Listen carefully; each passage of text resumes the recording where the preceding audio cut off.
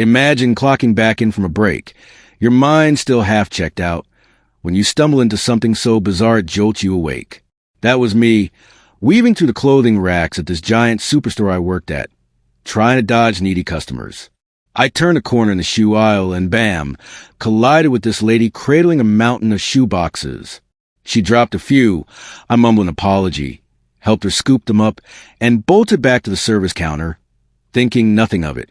3 minutes later, she struts up, plops those exact same boxes on my counter, and with a straight face says, "I'd like to return these." I froze, brain buffering.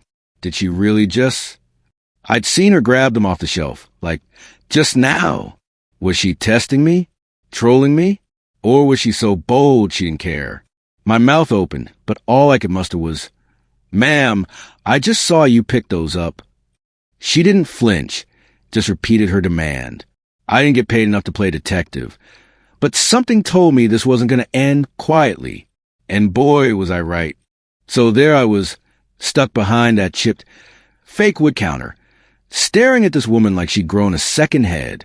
Those shoe boxes she dumped in front of me, I just picked them off the floor with her, like 3 minutes ago.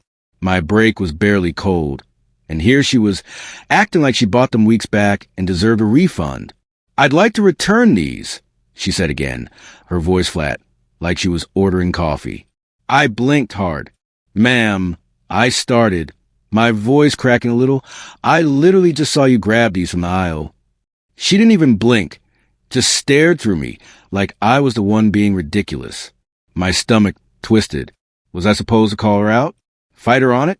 I was 19, making minimum wage, and the most intense thing I dealt with that week was a guy yelling about expired coupons. This was next level. I glanced around. No manager in sight, just a line of grumpy customers shifting their weight behind her. I could feel their eyes boring into me, waiting for me to hurry up. My hands hovered over the keyboard. I didn't want to do it. Every fiber of me screamed this was wrong.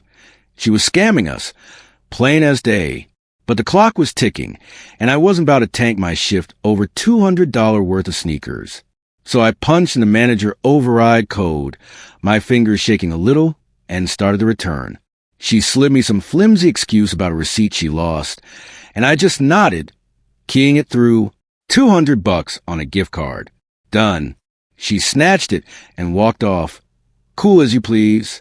I felt dirty, like I just handed her the store's wallet and said, "Have at it." My chest tightened with this weird mix of guilt and helplessness. I wasn't the hero here. I was the doormat.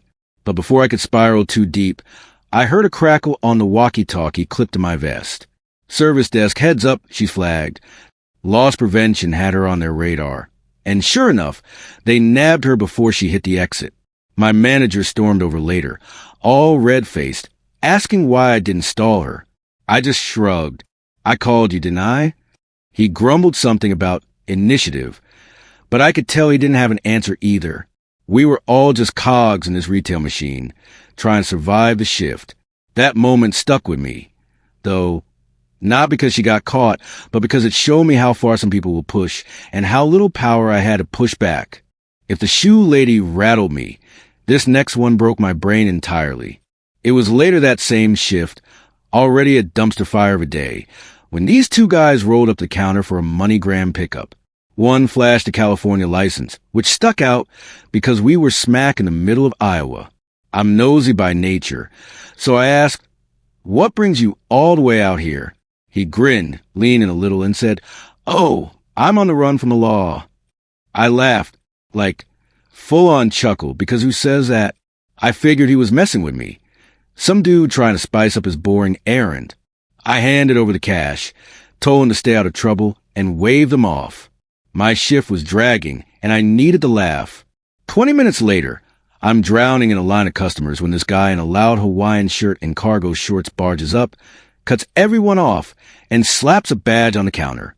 "U.S. Marshal," he says, voice low but sharp. My stomach dropped. I thought he was there for the shoe lady or something. But then he asked about the MoneyGram guys. I stammered out, "Wait, the dude who said he was on the run?"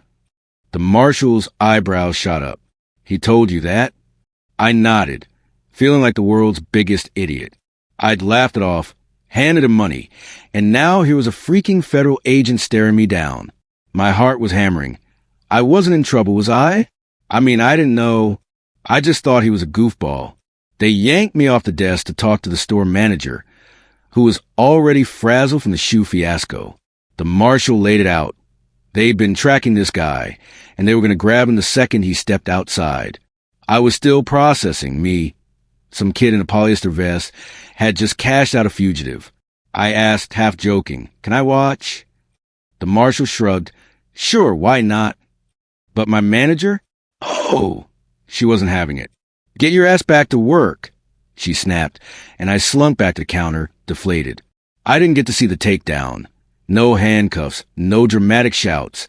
Just the same old line of customers glaring at me like I'd ruined their day. That one hit me harder than the scammer. I kept replaying it. His smirk, my laugh, the marshal's badge. I felt so naive, like I'd missed something huge right in front of me. Retail's already soul-crushing, endless complaints, sore feet, crap pay, but this was a gut punch. I wasn't just a cashier. I was a bystander in someone's real-life crime story, and I didn't even know it. It made me wonder how many other wild things I'd brushed off. How many faces in that line hid secrets I'd never guess. I went home that night exhausted, not just from the hours, but from realizing how small I felt in this big, messy world.